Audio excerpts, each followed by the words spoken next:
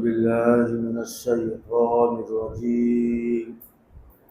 بسم الله الرحمن الرحيم. وعد الله الذين آمنوا وعملوا الصالحات ليستخلفنهم في الأرض كما استخلف الذين من قبلهم وليمكنن لهم دينهم الذي ارتضى لهم وليبدلنهم من بعد خوفهم أمنا. صدق الله العظيم. اللهم صل على محمد وعلى آل محمد كما صليت على إبراهيم وعلى آل إبراهيم إنك حميد مجيد. اللهم صل وسلم وبارك عليه.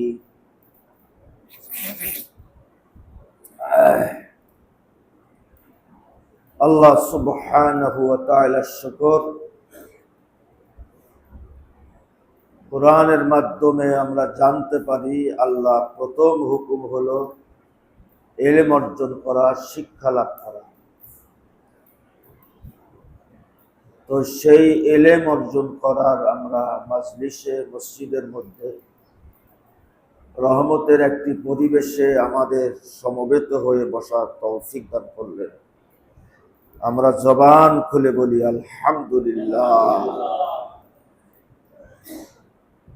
ইসলামের দাবি হলো আমরা দুনিয়ায় যা বলি, যা করি, যা ভাবি, যা বিশ্বাস করি তা ইলম অনুযায়ী হতে হবে। ইলম ছাড়া কোনো কিছু বোঝা যাবে না, বিশ্বাস করা যাবে না, মানা যাবে না, কথা বলা যাবে না। আমরা মুহররম মাস, আমরা চন্দ্র বৎসরের মুহররম মাস সম্পর্কে আলোচনা করছিলাম। সেই আলোচনাকে সামনে রেখে আমি আপনাদের সামনে, গত জুম্মার দিন আলোচনা হয়েছে, আলোচনার মূল কারণটা ছিল, মূল বিষয়টা ছিল যে এই মুহররম মাসের অনেক ঘটনার মধ্যে একটা গুরুত্বপূর্ণ বেদনাদায়ক ঘটনা হলো জনাবে মুহাম্মদ রাসূলুল্লাহ সাল্লাল্লাহু আলাইহি ওয়াসাল্লামের দৌহিত্র, তার জীবন দান, তিনি জীবন উৎসর্গ করেছে। ইতিহাসের পাতায় যাকে বলা হয় কারবালার ঘটনা। তো সেই কারবালার ঘটনা বোঝার জন্য সূরা নূরের ৫৫ নম্বর একটা আয়াত পড়লাম। আল্লাহ এখানে বলতেছেন ওয়া'আদাল্লাহুল্লাযীনা আমানু ওয়া আমিলুস সালিহাত, মানে আল্লাযীনা, এটা হলো ইসমে মৌসুল। অনেক লোকেদের ব্যাপারে এই শব্দটা, একটা আল্লাযী, একটা আল্লাযীনা। আল্লাহ বলছেন যে আল্লাহর প্রতিশ্রুতি, এটা আল্লাহর ওয়াদা। জনপদের লোকেরা যদি মুমিন এবং সৎকর্মশীল হয়, এটা একজন দুজন হলে হবে না, আল্লাযীনা। আল্লাহ বলছে তোমরা যদি মুমিন আর বিশ্বাসী আর সৎকর্মশীল হও, এটা আল্লাহর প্রতিশ্রুতি। কার প্রতিশ্রুতি? আল্লাহর প্রতিশ্রুতি। এ সমস্ত আয়াত দিয়ে আমাদের অবস্থান বোঝা যায়। আল্লাহ বলছে ওয়া'দাল্লাহুল্লাযীনা আমানু ওয়া আমিলুস সালিহাত, ইমানে পরীক্ষায় পাস করতে হবে। আর কর্মে সৎ হওয়া লাগবে। তোমরা যদি এমন হতে পারো, এখন তোমরা মানে কারা? তোমরা মানে কি? তোমরা মানে তো অধিকাংশ, অধিকাংশ, একজন দুজন না। তাহলে আল্লাহর প্রতিশ্রুতি হলো লায়াস্তাখলিফান্নাহুম ফিল আরদ, আল্লাহ পাক ওই মোমেনদের জন্য আল্লাহর মনোনীত একটা রাষ্ট্র ব্যবস্থা দান করবে। তাহলে ব্যবস্থা, রাষ্ট্র ব্যবস্থা হলো দুই প্রকার। একটা হলো আল্লাহ পছন্দ করেন না, আর একটা হলো আল্লাহ পছন্দ করেন। আল্লাহর পছন্দ মনোনীত রাষ্ট্র ব্যবস্থার নাম হলো খিলাফত। জোরে বলুন কি? খিলাফত। আর এর যিনি প্রধান তাকে বলা হয় খলিফা। আল্লাহ বলছে লা মানে অবশ্যই, আবার শেষে নুন তাকিদ, একটা হলো লাম তাকিদ আর একটা নুন তাকিদ। লাম তাকিদ নুন তাকিদ দরফেল মুস্তাকবিল মারুফ। আল্লাহ কিয়ামত পর্যন্ত গ্যারান্টি দিচ্ছেন, ইমানের পরীক্ষায় পাশ করো আর সৎকর্মশীল হও, আমার মনোনীত রাষ্ট্র ব্যবস্থা দান করো। মনোনীত রাষ্ট্র ব্যবস্থা দান করলে কি হবে? দুটো লাভ হবে। ওয়ালা ইউবাদদিলান্নাহুম মিন বাদি খাউফিহিম আমনা ওয়ালা ইউমাক্কিনান্না লাহুম, এখানেও লাম তাকিদ নুন তাকিদ। আল্লাহ বলছে যে তোমাদের জন্য আল্লাহ যে আদর্শ ইসলাম পছন্দ করেছেন, সেই ইসলাম শক্তিশালী হবে। আচ্ছা, আমাদের দেশে তো 90% মুসলমান, ইসলাম শক্তিশালী না দুর্বল? কি বোঝা যায়? ইসলাম তো দুর্বল। ইসলাম দুর্বল কেন?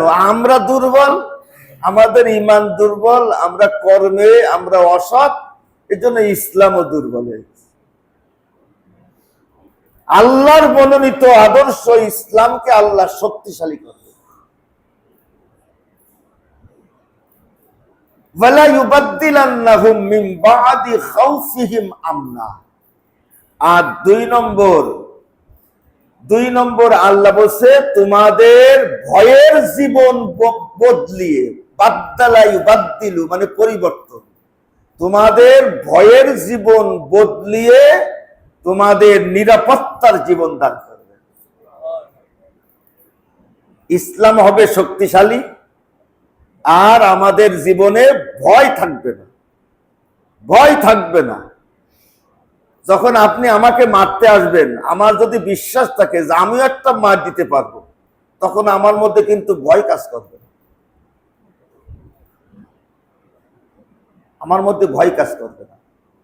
তাহলে আল্লাহ রাব্বুল আলামিন বলতেছেন ইসলাম হবে শক্তিশালী আর তোমাদের ভয়ের জীবন থাকবে না। এটা হলো আল্লাহর মনোনীত রাষ্ট্র ব্যবস্থা। ইসলাম আমাদের দেশে এখনো দুর্বল। আমাদের দেশে, আমাদের সামনে ছোট্ট ছোট্ট বাচ্চারা, শিশুরা, মেয়েরা ইসলামকে অবজ্ঞা করে, বিদ্রুপ করে, তাচ্ছিল্য করে এমন এমন কথা টকশোতে বলে, আসলে এটা সামলায় সহ্য করা খুব কঠিন। নারী কমিশন, জোরে বলেন কি কমিশন? নারী কমিশন। পৃথিবীতে নারী নিয়ে প্রথম ভালো কিছু চিন্তা করেছেন মুহাম্মদুর রাসূলুল্লাহ সাল্লাল্লাহু আলাইহি ওয়াসাল্লাম। একমাত্র কুরআন বলতেছে মেয়েদের জন্ম হলো সুসংবাদ, ছেলেদের ব্যাপারে এই আয়াত নেই। ওয়াইযা বুশিরা, মেয়ের জন্ম হলো ওই পরিবারের জন্য সুসংবাদ। কুরআনের মধ্যে ছেলের নামে আয়াত সূরা নেই, মেয়ের নামে সূরা আছে। নারী কমিশন, নারী কমিশন, নারী কমিশনের দাবি হলো রাষ্ট্রীয়ভাবে এমন একটা ব্যবস্থা থাকতে হবে যেখানে ধর্ম কথা বলবে না। ধর্মের আলোকে এই যে নারী কমিশনে সম্পত্তি সমান সমান হতে হবে, ওরা এই নারী কমিশন বাস্তবায়ন করতে চায়। পিতার সম্পত্তি মেয়ে পাবে 1 ভাগ আর ছেলে পাবে কয় ভাগ? 2 ভাগ। এটা নারী কমিশনে যারা কাজ করতেছে। আর আমাদের দেশে ওই অভিশপ্ত বুদ্ধিজীবী, ওরা এই জায়গাটা ওদের পছন্দ না। আরে ভাই, এখানে যদি সমান করতে হয় তাহলে সব জায়গায় সমান করতে হবে না? আরে কথা করছে না কেন? তাদের বক্তব্য হলো নারী বলা যাবে না, তাহলে কি বলবো? নারী বলা যাবে না, পুরুষ আর নারী বলা যাবে না, মানুষ মানুষ বলতে হবে মানুষ। আচ্ছা, নারীরে কি নারী বলবো না তো কি বলবোটা? তুমি নারী বলে তাদেরকে ছোট করা যাবে না, নারীকে নারী বললে কি ছোট করা হবে? আরে মানুষ না তো, মানুষ তো বটে, নারী নারী, পুরুষ পুরুষ। আচ্ছা, এই যে বিশ্বকাপ হয়, নারী আর পুরুষ একসাথে খেলা করে কেন? ওখানে পুরুষদের বিশ্বকাপ আলাদা, নারীদের বিশ্বকাপ আলাদা। পৃথিবীতে পুরুষদের বিশ্বকাপ বেশি জনপ্রিয় না নারীদের বিশ্বকাপ জনপ্রিয়? কেন কেন ওরা তো বিশ্বকাপ খেলতেছে। নারী ক্রিকেটার আলাদা, পুরুষ ক্রিকেটার আলাদা, নারী বলা যাবে না, তো বলবো ডাকি। এখন এখানে সমান করতে হবে, এখন এখানে সমান করতে গেলে সব জায়গায় সমান করা লাগবে না? ইসলাম 10 জায়গায় মেয়েদের বেশি দিল, ইসলাম 1 জায়গায় কম দিল, ওই 10 জায়গা বেশি দেখতেছে না। আচ্ছা, তাহলে এই এলো 1 ভাগ দেবো না, সমান সমান দেব।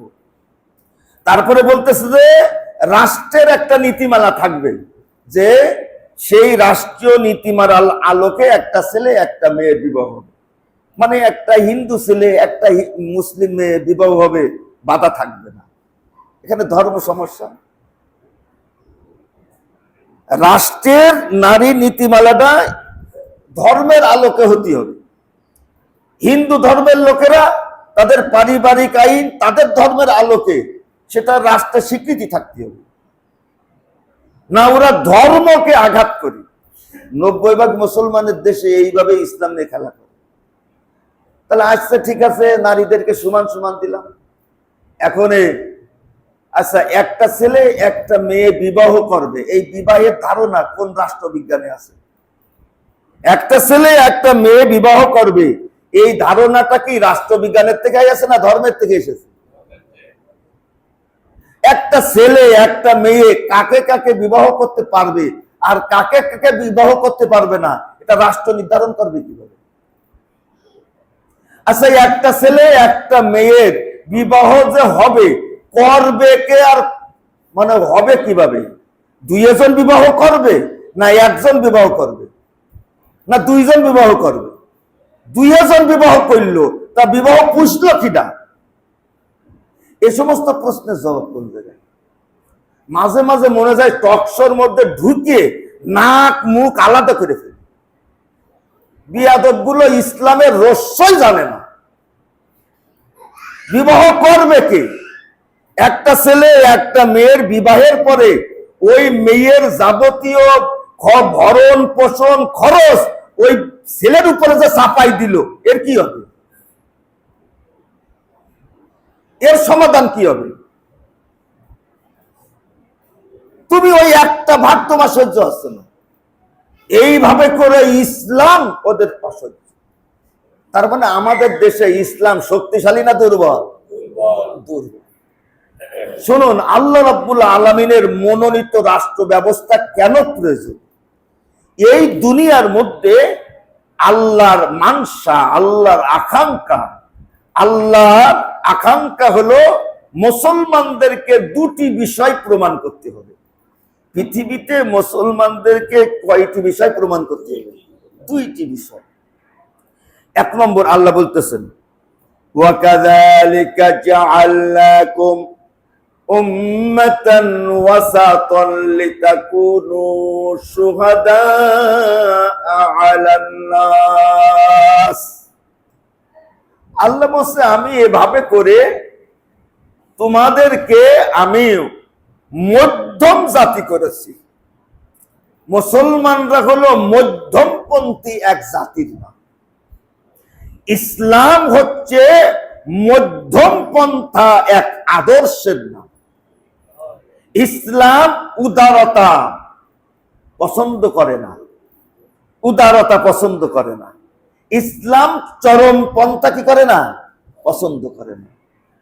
যেখানে দেখবেন বেশি উদারতা সেখানে ঝামেলা, যেখানে দেখবেন চরম মানে কোনো ব্যাপারে সেখানে এই সমস্যা। ইসলামের প্রত্যেকটা বিষয় মধ্যম। সুবহানাল্লাহ জোরে বলবেন না? ইসলামের প্রত্যেকটা বিষয় কি? আমাদেরকে উগ্রবাদী বলা, জঙ্গিবাদী বলা, চরমপন্থী বলা, এটা অবিচার। আল্লাহ বলছে তোমরা মধ্যম, তোমাদের বিশ্বাস মধ্যম। কুল হুয়াল্লাহু আহাদ আল্লাহুস সামাদ লাম ইয়ালিদ ওয়া লাম ইউলাদ ওয়া লাম ইয়াকুল লাহু কুফুয়ান আহাদ। এটা হলো আমাদের বিশ্বাস। জোরে বল, আমাদের কি? আল্লাহ এক, আল্লাহ একক, আল্লাহ অমুখাপেক্ষী, আল্লাহর বংশ পরিচয় নেই, আল্লাহর সমকক্ষ কিছুই নেই। তার মানে সূর্যকে আল্লাহর আসনে বসানো যাবে না, চন্দ্র, আগুন, পুতুল, এরা হলো চরম উদার। মানে স্রষ্টা আর সৃষ্টি আলাদা করতে পারে না। এরা এত উদার যে স্রষ্টার সৃষ্টি আলাদা করে না। স্রষ্টাও যা, সৃষ্টিও তাই। কারোর মধ্যে কোনো একটু আশ্চর্যজনক দেখলি সাথে সাথে মানে চিন্তায় ভুলে যায়। এই উদারতাবাদী যারা, তাদের কারণে পৃথিবীতে সমস্যা। আর আল্লাহর জমিনে যারা থেকে আল্লাহর অস্তিত্বই বিশ্বাস করে না, তারা উদারপন্থী না মধ্যমপন্থী না চরমপন্থী? তাদের মতন চরমপন্থী আর কেউ নেই। কত বড় মানে দুঃসাহস, ধৃষ্টতা! মুসলমানদের মানে ইসলামের যে বিশ্বাস, বিবেক বিশ্বাসের স্বাধীনতা, তাও মধ্যম। ইসলাম বলতেছে কাউকে জোর করে ইসলামে আনা যাবে না, আবার কাউকে ইসলামের সমালোচনা করার অধিকার দেওয়া। লা ইকরাহা ফিদ্দীন। আল্লাহ বলছে লানা আমালুনা, আমার আমল আমার, ওয়ালাকুম আমালুকুম, তোমার আমল তোমার, সালামুন আলাইকুম। এর থেকে ভালো আদর্শ কে দেবে? লাকুম দীনুকুম ওয়ালিয়া দীন। তুমি তোমারটা নিয়ে থাকো, আমি আমারটা নিয়ে থাকি। এরপরে আপনি কেমনে বলেন ইসলাম চরম? ইসলাম চরম হয় কিভাবে? ইসলামের আচরণ তো মধ্যম। লা ইয়াস্তাবিল হাসানাতু ওয়ালা সাইয়্যা। ওসে ইসলাম ওসে ভালো মন্দ সমান না। কেউ তোমার সাথে খারাপ আচরণ করলো, খারাপ আচরণ করা যাবে না। ইদফা, তুমি সাইয়াকে দাফন করো, দাফা, সাইয়াকে দাফন করো উত্তম কিছুর মাধ্যমে। এই ইসলামকে চরমপন্থী। আল্লাহ বলছে আমি তোমাদেরকে মধ্যমপন্থী জাতি করেছি। লিতাকুনু শুহাদা আলান নাস, যেন তোমরা মধ্যম ইসলামের সাক্ষী হয়ে যাও।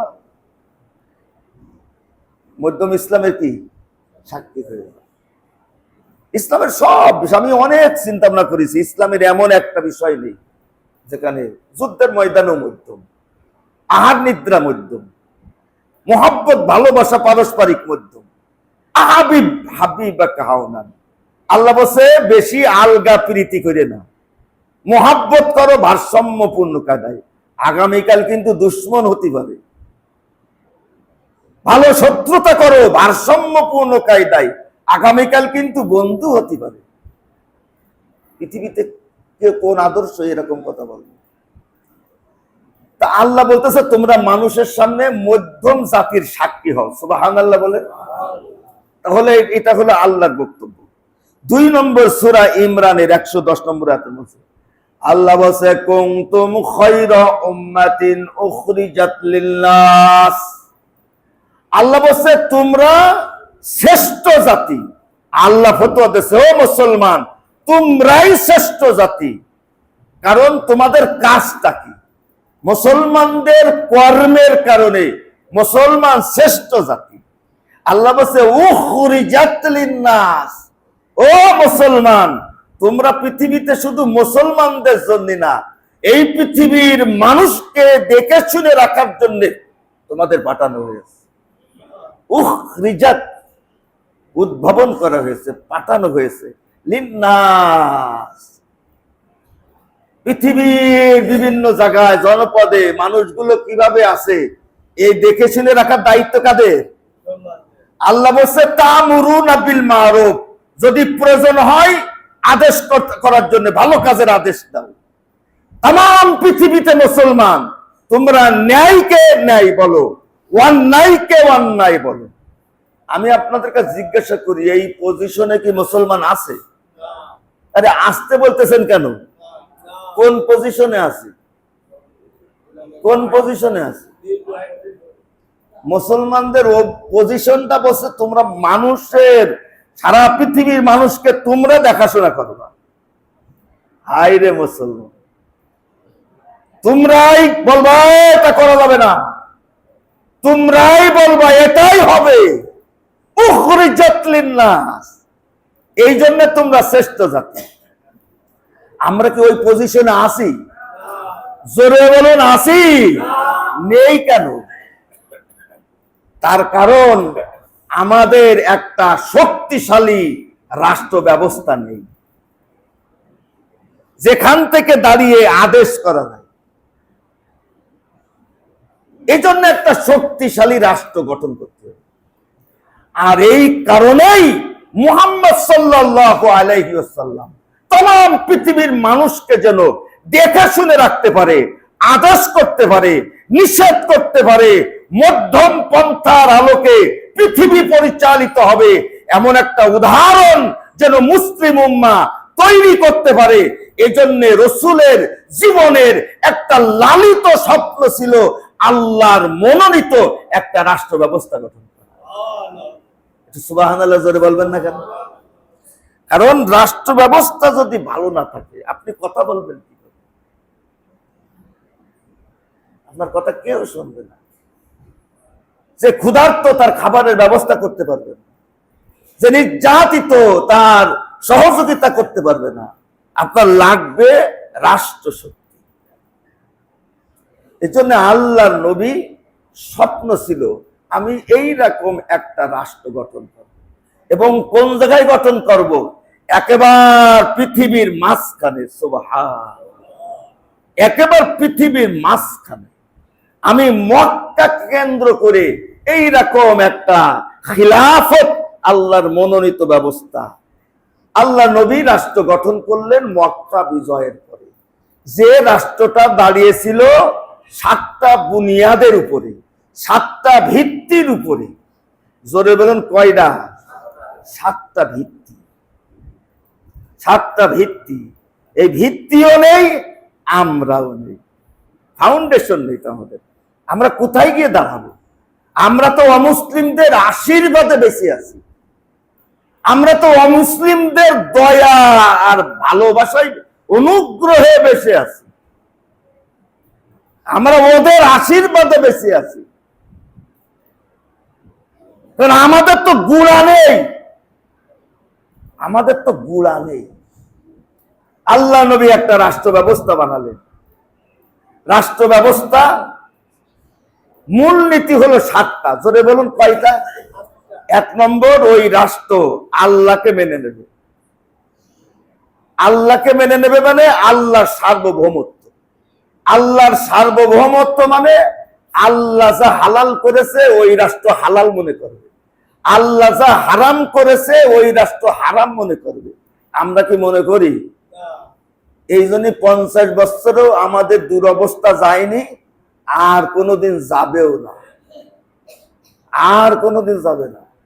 আমরা তো আল্লাহকেই মানিনি রাষ্ট্রীয় পর্যায়ে, আর আল্লাহকে মানা খুবই সহজ ব্যাপার। ও আল্লাহ এটা বৈধ বলেছে, হ্যাঁ ওটা বৈধ। ও আল্লাহ এটা অবৈধ বলেছে, হ্যাঁ এটা অবৈধ। এইটা মানতে কি কলেরা হয়? এটা মানতে কি তোমার অসুবিধাটা কোন? এটা মানা মানেই হলো আল্লাহকে মেনে নেওয়া। তারপরে রাষ্ট্রের প্রধান নির্বাচিত হবে জনগণের মাধ্যমে। 2 নম্বর মূলনীতি হলো রাষ্ট্র কেমনে পরিচালিত হবে, পরামর্শ। কাদের পরামর্শ? মজলিসে শুরা। জোরে বল, কাদের শুরা? মজলিসে শুরা। মাজলিস, মাজলিস মানে যেখানে বসা হয়, জালাসা ইয়াজলিসু। শুরা যেখানে বসে আপনার পরামর্শ করা হয়, তার মানে হলো পার্লামেন্ট। ওখানে বসে পরামর্শ করে না। এবং মজলিসে শুরার যারা সদস্য হবে তাদের জ্ঞান, প্রজ্ঞা, বুদ্ধিমত্তা, দূরদর্শিতা, তাকুয়া, সততার উপরে জনগণের আস্থা, ভরসা, বিশ্বাস থাকবে। সুবহানাল্লাহ। কি আমাদের ওই রকম মজলিসে শুরা আছে? জোরে বলো, ওই রকম সদস্য আছে? কে আছে? মমতাজ। আর কে হবে? হিরো আলম। হিরো আলম পার্লামেন্টের সদস্য, আর মমতাজ গান গান। এ জাতির ভালো রাস্তা দেখাবে দেখি না। 3 নম্বর হলো রাষ্ট্র কিভাবে চলবে, এই ব্যাপারে জনগণ উচ্চ কণ্ঠে মতামত প্রকাশের অধিকার থাকবে। তার সুবহানাল্লাহ কয় না কেন?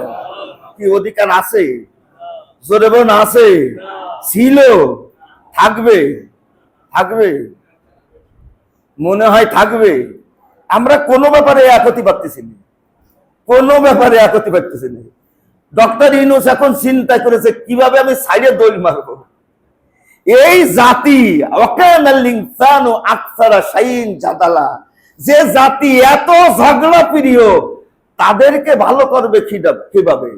তাদের ভালো করার একমাত্র লাইন হলো বাংলাদেশের উপর একটা পারমাণবিক অস্ত্র মেরে দিতে হবে। কথা বোঝেন নাই? এলো ভালো করার একমাত্র লাইন। সবাই আইনস্টাইন, সবাই যেন আমার চাইতে কেউ বোঝে না, এ দেশ ভালো করা যায়।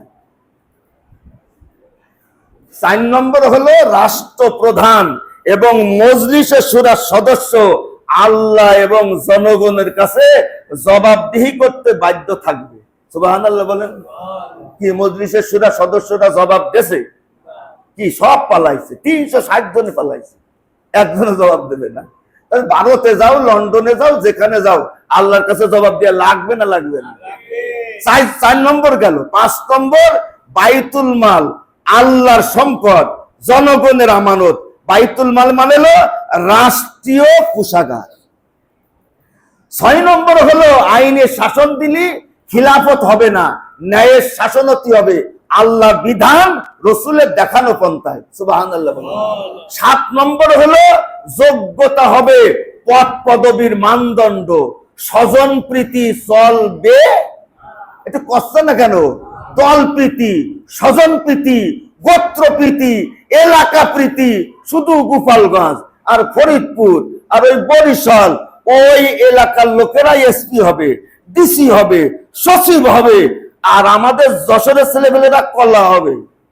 আমাদের কিচ্ছু নেই শালা। আরে এই কারণেই তো বাংলাদেশ স্বাধীন হয়েছে, আমাদের কিছু থাকবে না। এখন আমরা যদি বলি আমরা বাংলাদেশের মধ্যে থাকবো না, তাহলে কি হবে?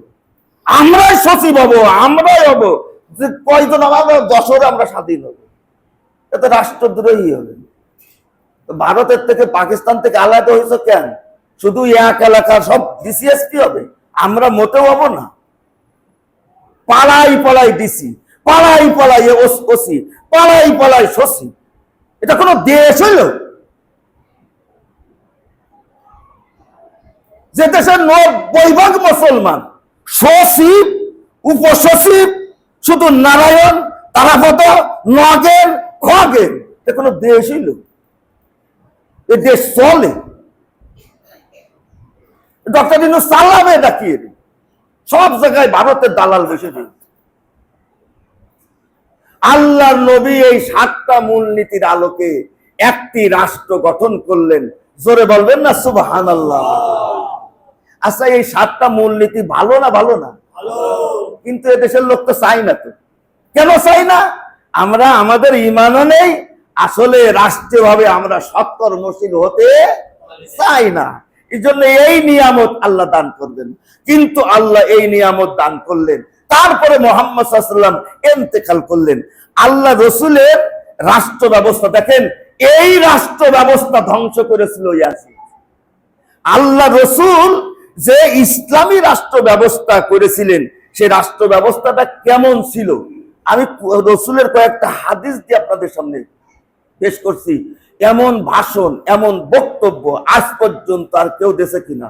হযরত ওমর রাষ্ট্রপ্রধান, হযরত আবু বকর রাষ্ট্রপ্রধান, মুহাম্মদ সাল্লাল্লাহু আলাইহি ওয়াসাল্লাম রাষ্ট্রপ্রধান। বক্তব্যগুলো শোনেন, বক্তব্যগুলো শোনেন। ইসলামী রাষ্ট্র লাগবে না, আপনার প্রয়োজন নেই। আপনার জীবনে তো মর্যাদার দরকার নেই, ইজ্জতের দরকার নেই। হযরত ওমর রাদিয়াল্লাহু তাআলা আনহু রাষ্ট্রপ্রধান হিসেবে, খলিফা হিসেবে তিনি রাষ্ট্রপ্রধানের দায়িত্বটাকে আল্লাহ রসুল আগে বলতেছেন। এটা হলো আল্লাহ রসুলের বক্তব্য কিয়ামত পর্যন্ত মুসলিম উম্মাহর রাষ্ট্রপ্রধান। আলা কুল্লুকুম রাইন ওয়া কুল্লুকুম মাসউলুন আন রাইয়াতিহি ফাল ইমামুল্লাযী আলান নাস রাইন ওয়া হুয়া মাসউলুন আন রাইয়াতিহি। আল্লাহ রাসূল বলেন সাবধান, এই ব্যাপারে সাবধান। আগে দায়িত্বশীল, তোমরা প্রত্যেকেই দায়িত্বশীল। দায়িত্ব সম্পর্কে মাসউলুন, জিজ্ঞাসা করা হবে। মাসউলুন, সাআলা ইয়াসআলু, মাসউলুন ইসমে মাফউল। আল্লাহ রাসূল বলেন ফালিমামুল্লাযী, ফালিমাম রাষ্ট্রপ্রধান, আল্লাযী আলান নাসি রাই, যাকে মানুষের উপরে শাসক হিসেবে নিয়োজিত করা হয়েছে, ওহুয়া মাসউলুন, সে প্রশ্নের মুখোমুখি হবে তার দায়িত্ব সম্পর্কে। আল্লাহ রাসূল আরতে বলছে ইন্না হাব্বান নাস ইলাল্লাহ ইয়াউমাল কিয়ামাহ। এই হাদিসগুলো যদি ওটা বিশ্বাস করত, তাহলে এই এমপিটি দাঁড়ানোর ব্যাপারে মারামারি করতো না। বলছে ভাই আমি দাঁড়াবো না, ওরে সর্বনাশ, আমি দাঁড়াবো না। একমাত্র ইসলামী চেতনা ছাড়া আপনি এই দাঁড়ানো নিয়ে মারামারি বন্ধ করতে পারবেন না।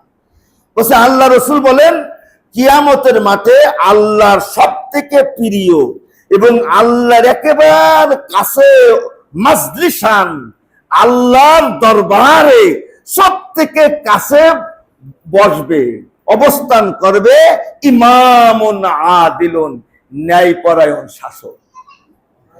আল্লাহর কাছ থেকে, আল্লাহ নিকটে মানুষের মধ্যে ঘৃণিত কঠিন আযাবের মুখোমুখি হবে, আল্লাহ থেকে দূরে ইমামুন জাইরুন, অপরাধী শাসক।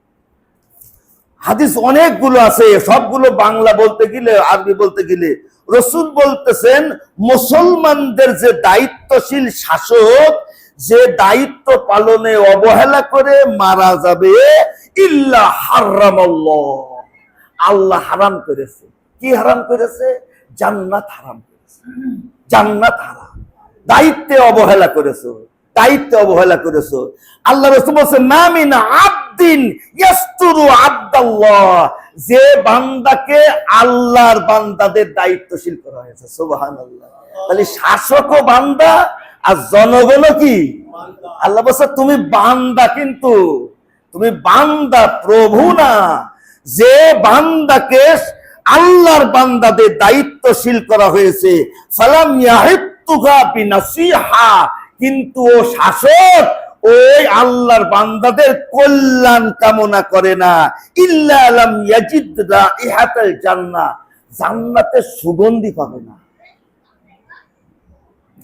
রাসূল বলতেছেন হযরত ওমর, এবার হযরত ওমর, এই হলো রাসূলের বক্তব্য। হযরত ওমর বলতেছে ওয়ালাউ হালাকা হামলুন মিন ওয়ালাদিদ দানিন দিয়ান মিন শাতিল ফুরাত।